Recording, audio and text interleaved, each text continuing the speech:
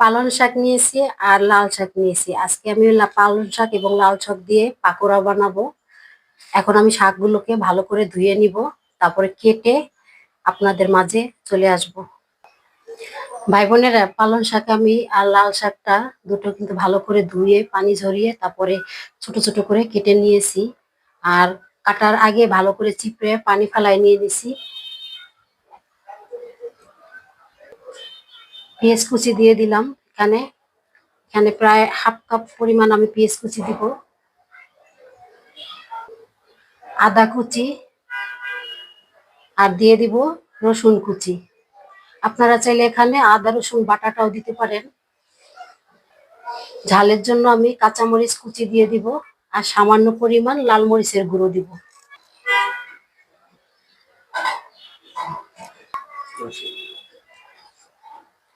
Half চামচ আমি হলুদের গুঁড়ো দিয়ে দিব।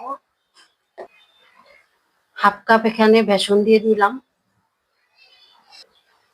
আর চালের গুঁড়ো দিয়ে দিব। পরিমাণ মতন লবণ দিয়ে দিলাম। এখন আমি সব উপকরণগুলো ভালো করে মতে নিব। আসসালামু আলাইকুম ভাই বোনেরা, কেমন আছেন? আশা করি যে যার অবস্থানে বসে ভিডিওটা দেখছেন সবাই অনেক বেশি ভালো আছেন।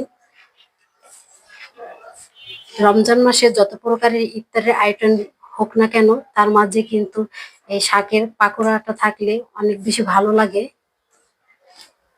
আর এখানে আমি কোনো পানি দিব না, পানি ছাড়াই ভালো করে ভাবে মতে নিব। ভালো করে মতে নিয়েছি আর দেখতেই পাচ্ছেন ভাই বোনেরা, খুব সুন্দরভাবে হয়ে গেছে। পাকোড়া শেপ দিয়ে দেখাচ্ছি।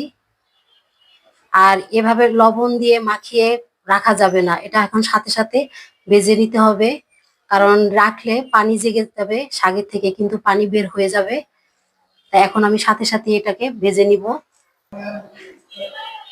তেল গরম হয়ে গেছে, এখন আমি একটা একটা করে পাকোড়া গুলো তেলে ছেড়ে দিব।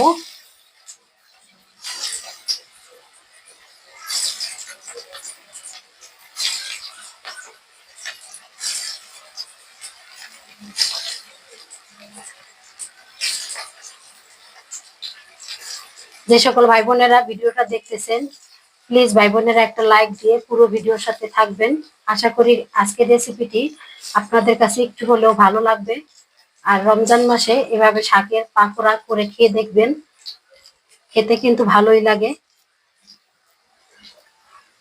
পাকোড়া গুলোর এক সাইড ভালো করে ভাজা হয়ে গেছে, এখন পাকোড়া গুলোকে আমি উল্টে দিব।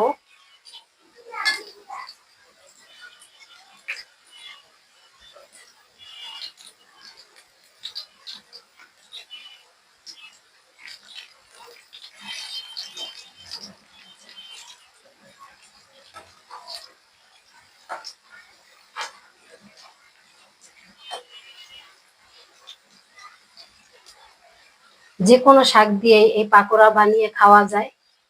আপনারা চাইলে লাউ শাক বা মিষ্টি কুমড়া শাক, যে কোনো শাক দিয়ে এই পাকোড়াটা বানিয়ে খেতে পারবেন। পাকোড়া গুলো খুব সুন্দর ভাজা হয়ে গেছে, এখন আমি তেলের থেকে উঠাই নিব।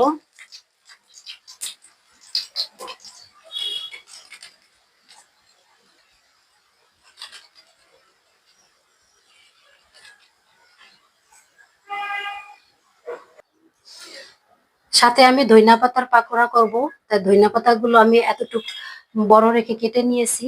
এখন আমি ভেজে দেখাবো আপনাদেরকে।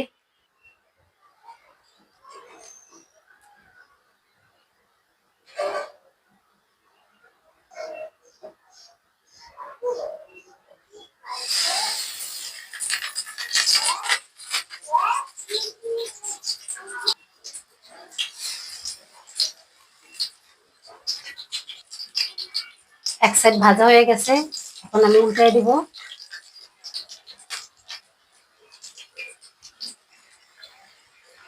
দুই সাইডে আমি খুব সুন্দর করে ভেজে নিব।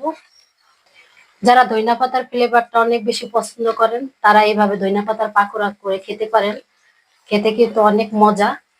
তা খুব সুন্দর ভাজা হয়ে গেছে, এখন আমি তেলের থেকে উঠাই নিব।